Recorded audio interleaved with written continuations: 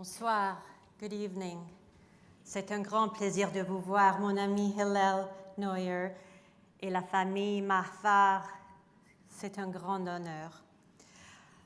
I remember well the scenes from that day because I came face to face with Ahmadinejad in the halls of the United Nations. Evidently, I broke UN protocol when I shouted wholeheartedly at him and his entourage of goons, "Why are you executing children?" It was a rare moment to be able to look into the eyes of somebody that has caused so much bloodshed and brutality. He gave me a smug smile and nothing more.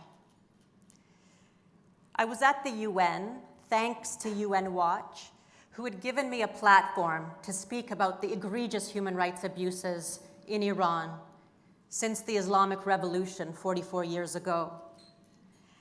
At the Human Rights Council, Ahmed Batibi and I had presented a petition of over 50 Iranian human rights activists calling for an immediate special session on Iran to investigate their crimes against humanity. Last year, 13 years later, the UN finally granted this special session. The Woman Life Freedom Revolution forced the UN to act. Iranians had made it known the world over that this regime is not reformable, and they paid a very heavy price with their lives for the sake of freedom. If it is truthful, the Special Sessions report will find that Jina Mahsa Amini, who sparked this revolution, was brutally killed at the hands of morality police because she was against the compulsory hijab law.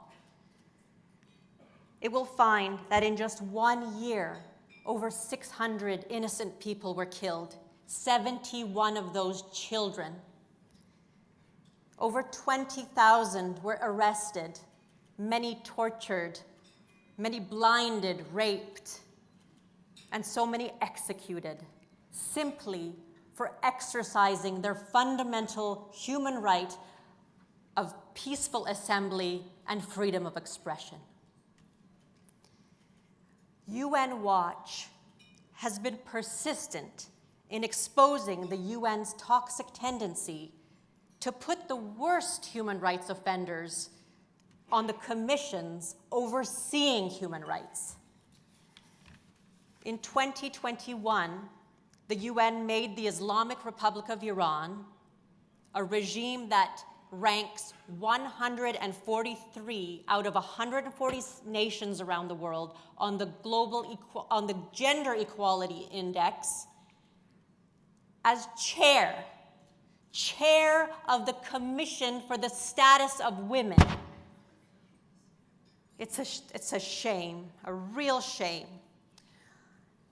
I teamed up with a group of Iranian women's rights activists and worked with UN Watch to get Iran ousted from the commission. We were told it couldn't be done, but we persisted. And we did what has never been done before in history. A government, the Islamic Republic of Iran, was kicked off the UN Commission for the Status of Women.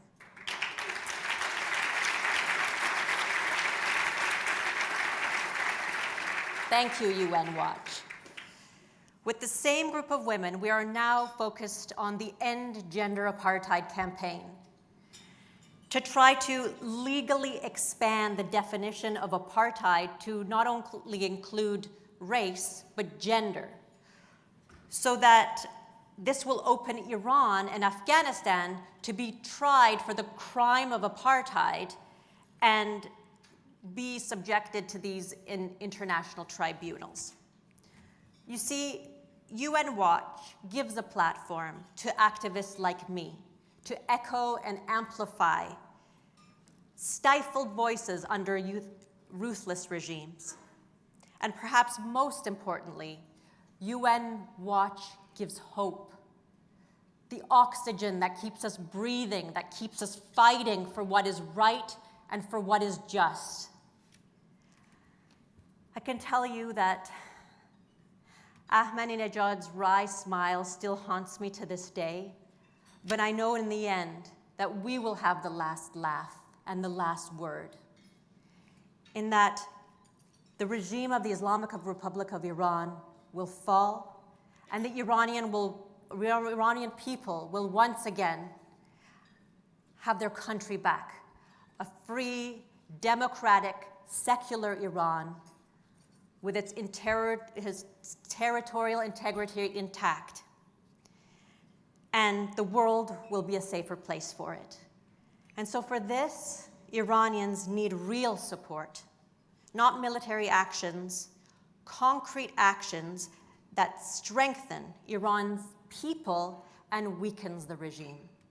So on behalf of freedom-loving Iranian people worldwide, thank you, UN Watch. Zan, Zendegi, Azadi, Femme, Vie, Liberté.